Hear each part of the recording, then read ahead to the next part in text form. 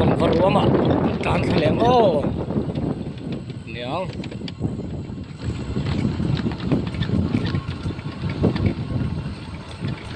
với hiện dễ dễ tụi bom trùng trang cần bị chiang lệ đô nữa nè tu nói hiện vần vật phai vần vật ruộng cái này khen khá ta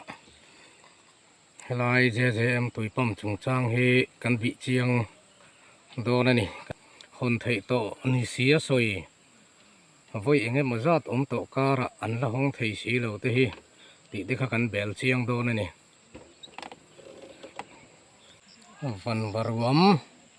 helai ruộng mà hiền mi tam takin huan an nei ni hey an lo chola van var ruộng mà hiền dai lim an lo bela an uam khopang tu nang khuwa chuan dai lim hnuaia han om te hin uam deuh mai ni helai hiền tha ma hiền khai a hun lai ni boka bun lo chi la ni hi kan en lokang an bu chil hi mu vak ngai lo te po kan om ta ka he bun lo chil suau suau mai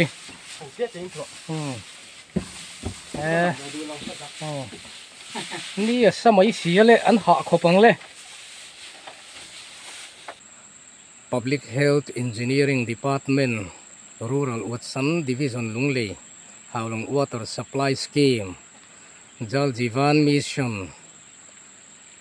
sang hi som hi pathum vị chiến na kan nei do na ni Jal Jivan Mission JJM nuaya functional household tap connection hawlong ta na buat sai hi solar pumping nin chu chu ni jung chak na manga tui pam tina nia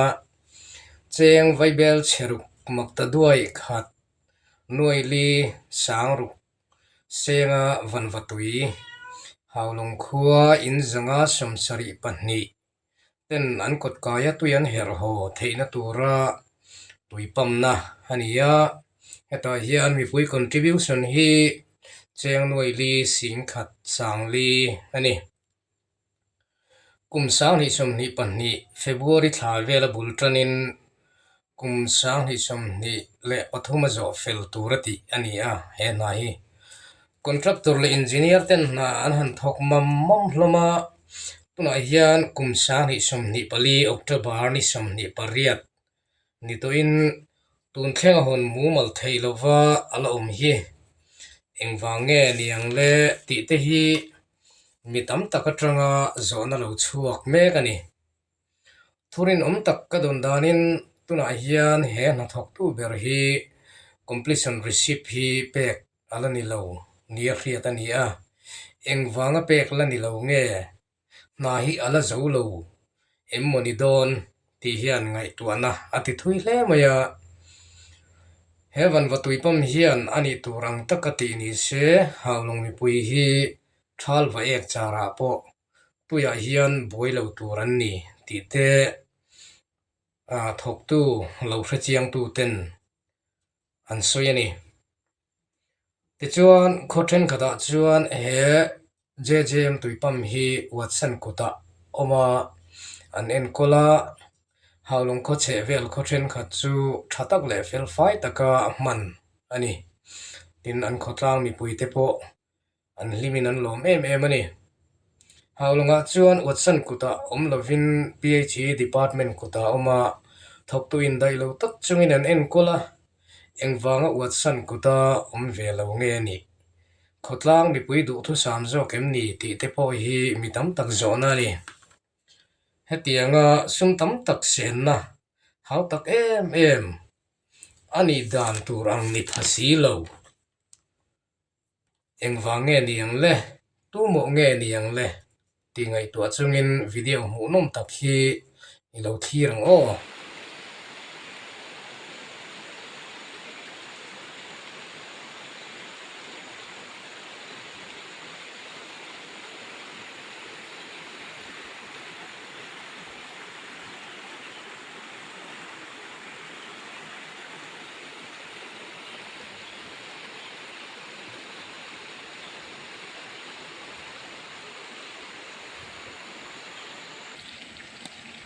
kal thanga heta abul ber atui dot na bera kan kal thadon ani heile van patui la lo luang hum maya chon he la hian an tui lak adot kha kan en chian kan tum don ani hei helai hi alu chho nam saber ania van valei huaya tuna hian ta oma adai nuam khup mai kal so ta har ve oh ui không daya ani nai tu ya lo la tama kal so ta har khup mai hay helai hia an hiang hian salai a chak le tui dam do dia lo salai so pai salai kila pai kan hiang so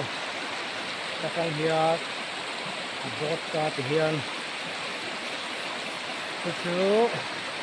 kilai ten kia hian hi chawa hi ta kan hian ten ki danga alu tha a chuan tengki chuli tang chuan filter na huna alu ta filter na tangin tengki liana chetarang chuan phase 2 a pan chawa tuna kan en lai hi kan hu lai hi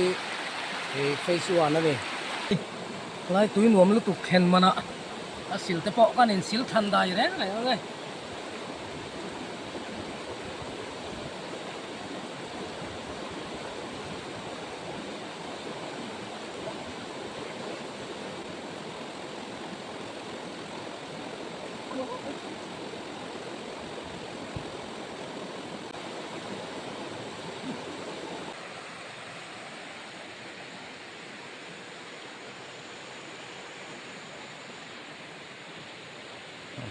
kal chawanga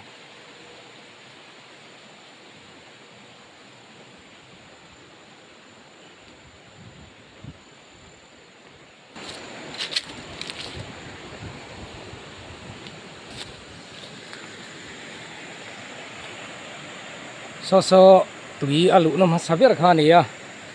ti chuan ta tang hian helai tengki a hian alu thaya hi karen man solar plate ania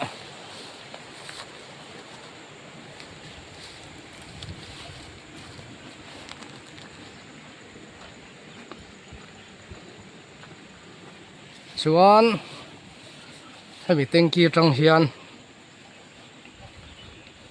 sata filter tengki a son solai son alut ta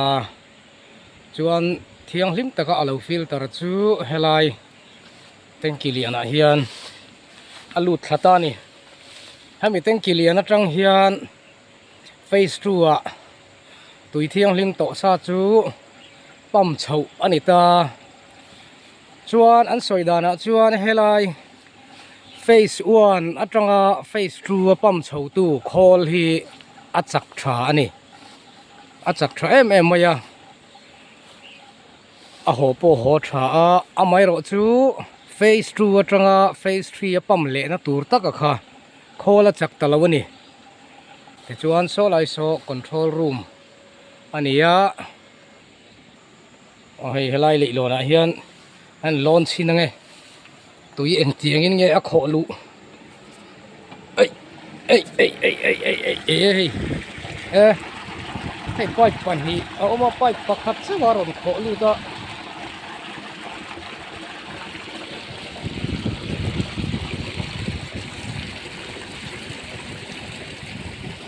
cabin song oma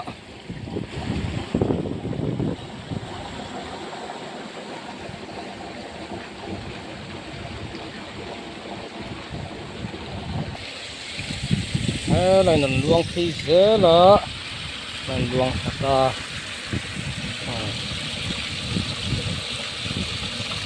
kuku filter tengki ya alut dina alutani so lai ason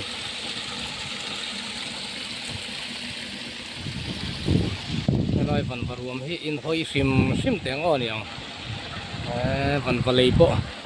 om zui mai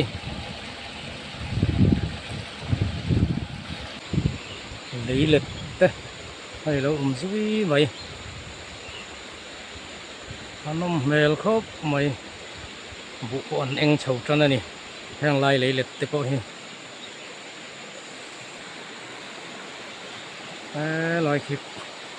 ka ho chou na tu kong ani lo ko phet hi hay face true em tui pom face true peng kan thleng chawa chuan kan penki vela kan va phei le don ani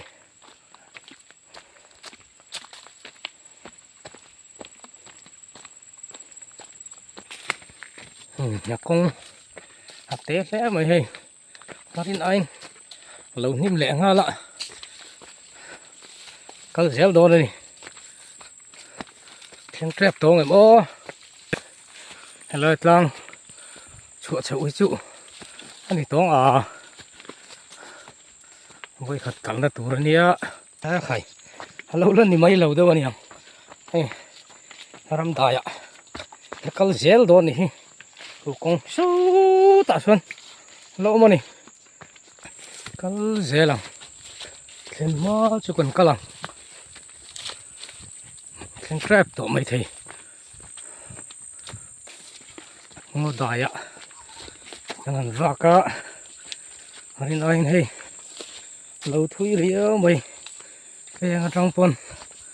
là cái ngậu mày thì là vẫn cháu con hi con lui nghe riêng có thấy vẻ thôi nhưng mà phải dọc khi dọc tạo dọc hiền cái lăng ô phải khí tạo hiền là lút chầu dẻo đòn đi khi là lăng lâu rèn mày coi ở tắc có mỏng mà hay số lâu lăng tay lớn mày à hay thui vẻ đấy khóc mày có đây con bèn ở trong bộ hàn ở đây em stay true nè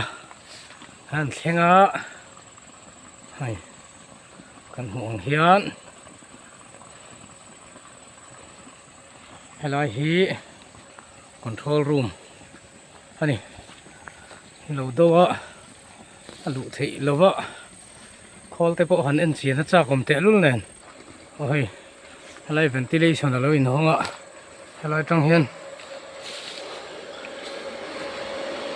này box liền cuối mấy quản lý lâu mà hay mình mong hiên pump anh em về thì chuan hay là ở hiên hay tùy hi ở lem vác lâu anh em hay là khi overflow hiên rồi bắt đầu tàu mày cần lon lệ xin không hay hiên hay lệ lon à hiên hay pipe lon chầu hi cú ta cái xuân nó trăng lon chuột chầu nó khan nhỉ hay hiên nó lụt ta chọn hay tùy hi khát anh khát răng mày này hay tên kỳ liền lụt tục mày hi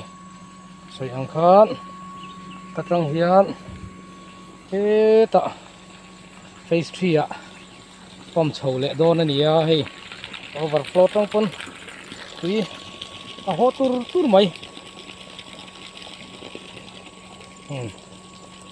thui khóc mày pon chầu nó con bèn ở trong khan khu lại có đều xel khu anh chùa chầu nó khan này tạo solar plate hay là mà hiện là mình lút chầu chi nào có tốc chi nào khải nó chầu về nhìn bằng răng bốc xịa sẽ ôi à mau mình mới lâu chủ nó mà lại cái chầu dễ lòng thế lại trang chi bảo hiền họ tủ rộng ngay rồi ngót tầng khải hay là trẻ rộp nó lại hiền lụ chậu vợ lụ chầu ngay rồi nè không phải vợ chầu ô nè ây rồi khởi nó chết về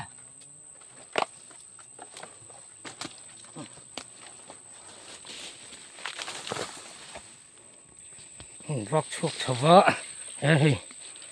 lại nghỉ lâu nhỉ cái mày gì hey lâu tơ tua rồi hey solar plate hi fit thum fit rukania ti hian tar tor maya hello to so ta san vain halai hian solar plate hi pakhat hi fit thum fit rukania chutiang plate chu avain plate somriat a oma hemi ina karen apek chu chu chak tak tura ngai ve ringot te ang chu chu thale tong oni khop mai kan thleng thale ta ril ruwa thil pakhat lo om ta chu hei hi overflow niarin aina kho na hei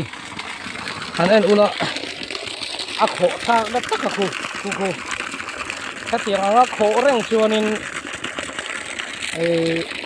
khu a kho na khu a khwar zel do na helai hi lung rem enge modeu te ni overflow kho thak na tak thi hotani lo chuanin do a khewanga helai tui zem ta na poi pho hianin ala khen thei lawang ti hi a soi thei lawani ti kha keima mi mal ngai dan kan kho ve sim sima thanglam overflow po hian hei ani thau mai ati son so kho tha to ati son kho na khu hetia ni hian a khwar to ni a kho na khu chung ta chu akan sei ritel ve sim sim ani chu ti khan phase 2 a tui alu tha a helai phase 2 atanga phase 3 a pek chho na hi nge ni a chak lawan ti lai kha hei ka chiang ve chia lo helai kho nei tu te hian enge an problema eng tianga malak tur nge ti khan phase 2 kan kal zawa phase 3 a kan lut chho le don ani hei ta khu ta hon thaleng o niang le jem phase 3 theng chho le ta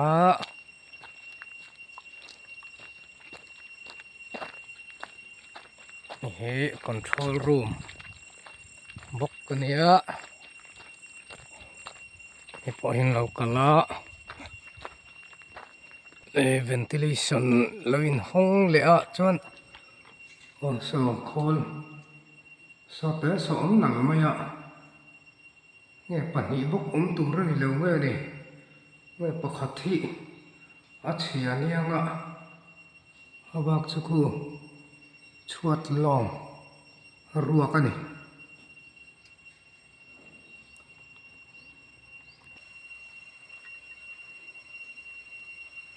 khu lai khon thok tu voina hian alo check ani mela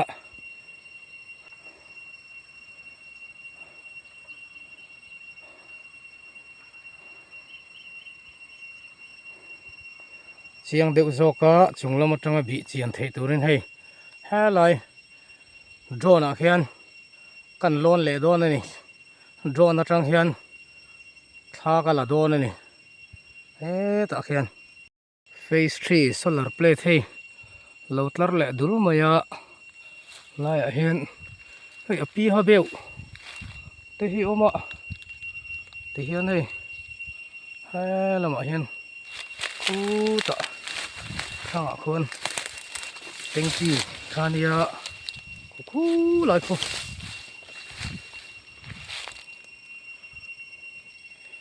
tu khon khu solar plate